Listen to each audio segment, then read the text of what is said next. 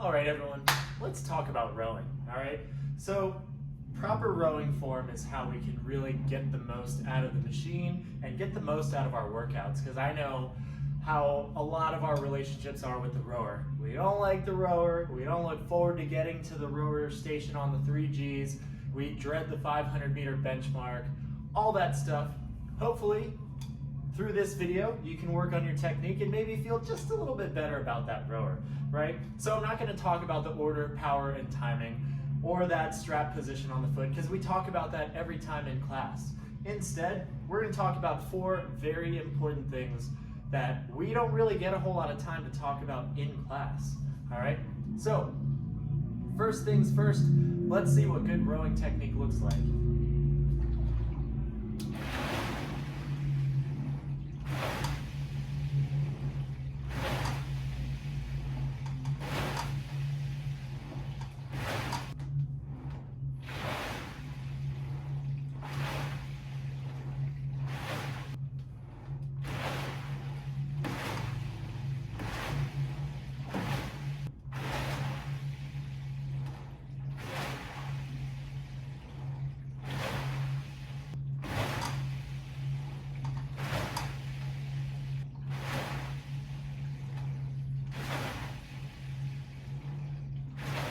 All right, the first thing we want to talk about is our start and end position.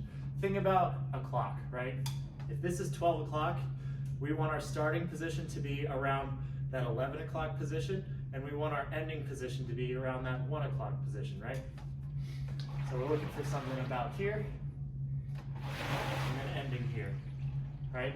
This is that optimal position to get that swing of our body to really put the power into each stroke. All right, so how can we get that power through the stroke? The first thing is talking about our hands and wrists, right? So we want to try to keep our hands in line with our elbows, right? So if we can kind of relax those hands a little bit so it's in the fingertips, we keep it at that neutral position. So those fingers are always pointed forward, right? If we can relax those arms, if we can relax those wrists, then we avoid going into this T-Rex position where we're down here this way. And we can also focus on having that proper elbow position, which is down to the side, up to our chest. All right? So our elbows, we want to think about having them up and back, right? If we just have them up, we lose a lot of that power. We don't get that back engagement down here, right? If we get them too close, we get to that T-Rex arm again, right? We want that neutral position with those relaxed wrists so they can lead the way on that return. Speaking of that return, that's going to be our next very important thing, all right? During that recovery, as we return, first thing we want to do, not just go forward, we let those arms kind of relax, push down, and sweep against the body. As we're doing this, we are leaning forward, passes the knees, and then we can bend them in order to reset for our next stroke, all right? The reason why we want to get those arms relaxed is it's going to allow us to get that little bit of an active recovery in between so we can keep our upper body a little bit more fresh, both for the rower and for all that floor work that we got going on later. Next thing we want to talk about is during that return, this is a very mindful position. We want to have our hands in line with the strap, right?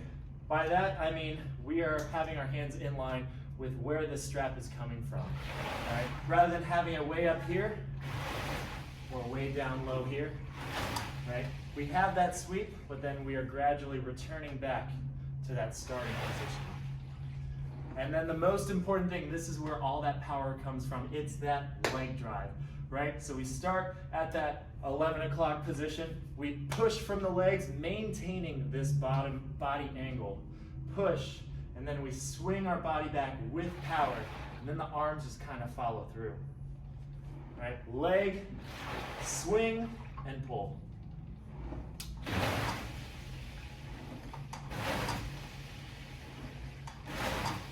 All right, happy rowing.